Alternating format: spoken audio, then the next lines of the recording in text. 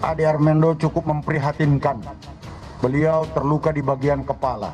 Sekarang tim dokter Polda Metro Jaya sudah membawa beliau ke rumah sakit dan sudah mendapatkan pertolongan dari tim dokter rumah sakit.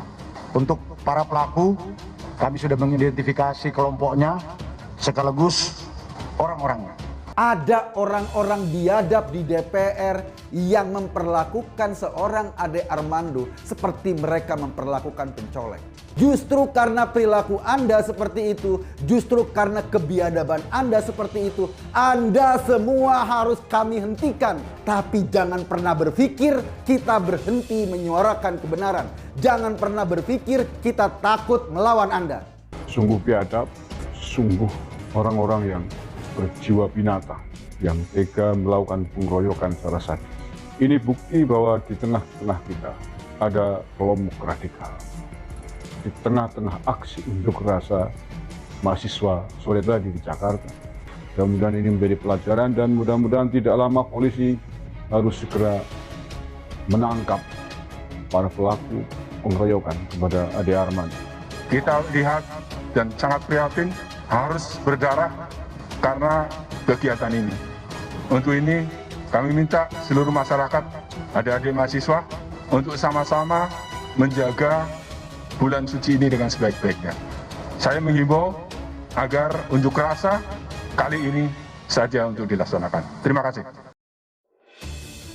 Kondisi Ade Armando yang mendapat kekerasan fisik saat demonstrasi mahasiswa di depan gedung DPR RI pada Senin 11 April disebut sempat muntah, kepala dijahit.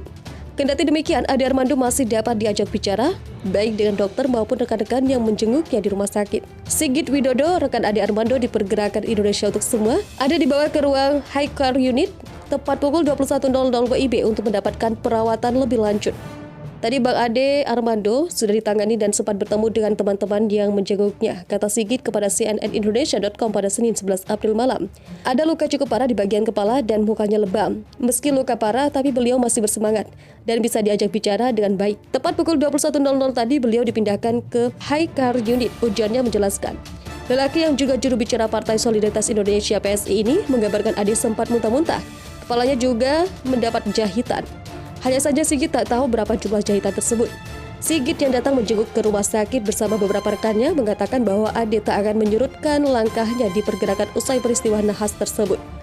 Tadi beliau menyatakan, apa yang menimpa beliau tidak akan menyurutkan langkah untuk terus memperjuangkan Indonesia yang bineka dan toleran. Memperjuangkan Indonesia untuk semua warga negara tanpa diskriminasi, kata Sigit. Sejumlah peserta demo 11 April mengeroyok dosen Universitas Indonesia Ade Armando di depan gedung MPR DPR Senayan yang berujung kondisi luka parah. Tempo yang menyaksikan langsung aksi pengeroyokan itu melihat Ade menangis dan minta kepada pengeroyok agar menghentikan aksinya. Massa terus-menerus meneriaki Ade. Mereka juga sudah mengerubungi Ade di depan gedung DPR RI Jakarta Pusat pada Senin 11 April 2022. Massa terus menganiaya Ade, bahkan ia sampai terduduk dengan luka parah di wajah. Ia sesekali berteriak minta massa menghentikannya, tapi massa malah terus meneriakinya. Beruntung, aparat kepolisian datang dan mengevakuasi Ade Armando. Dia dibopong dan dilarikan ke dalam area gedung DPR RI. Massa yang masih marah melempari Ade dan polisi dengan batu hingga kayu. Polisi kemudian menembaki massa dengan gas air mata untuk membubarkan massa. Peristiwa pengeroyokan terhadap Ade Armando ini terjadi usai mahasiswa yang menggelar demo 11 April di depan gedung DPR RI membubarkan diri. Ade dikeroyok oleh massa yang berpakaian serba hitam dan tidak mengenakan atribut kampus. Belum diketahui kondisi Ade saat ini, namun Polda Metro Jaya telah menangkap sekitar 30 orang yang diduga sebagai pelaku pengeroyokan. Aksi demo 11 April kemarin masih menyisakan cerita, terutama tentang pengeroyokan yang dilakukan oleh segerombolan iblis berbaju manusia terhadap dosen dan pegiat media sosial Ade Armando. Ya, kejadian pengeroyokan ini begitu viral dan mencuat di lini massa, media sosial, bahkan pemberitaan di media televisi dan media mainstream. Bahkan beritanya menenggelamkan aksi demo itu sendiri, yang memang dari awal sudah diduga akan disusupi oleh gerombolan kadrun pengasong agama yang tujuannya hanya satu, melengsarkan Jokowi. Kepedean banget. Sementara itu pihak MUI prihatin dan mengutuk kejadian itu. Alhamdulillah statement MUI kali ini benar, namun bukan keluar dari wakil ketuanya, si Engkong Anwar Abbas. Ketua MUI bidang fatwa Ansarun Ni'am prihatin dengan pengeroyokan Ade Armando dalam demo 11 April di depan gedung DPR. Dia juga menyayangkan kegiatan penyampaian aspirasi mahasiswa dinodai dengan tidak anarkis terhadap Ade Armando. Kita prihatin atas insiden tersebut. Semoga lekas sembuh. Kegiatan penyampaian pendapat mahasiswa sebagai kekuatan kontrol harus dijaga kemurniannya. Jangan ternoda oleh tindak anarki, kata Asrorun kepada wartawan pada Senin 11 April dikutip dari Detik.com.